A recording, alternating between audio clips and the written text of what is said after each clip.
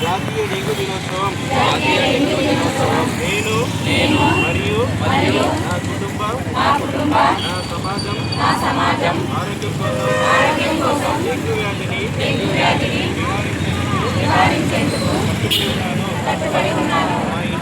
మా ఇంటిలో నా ఇంటి చుట్టుపక్కల దోమల వృద్ధి చేయని ప్రదేశాలను పరిశీలించి అటువంటి నీటి నిల్వలను శుభ్రం చేసి వాటిపై మూతలు పెట్టి ఉంచుతాను. వారానికి ఒకసారి నీటి నిల్వలన్నింటినీ ఖాళీ చేసి శుభ్రం చేస్తాను.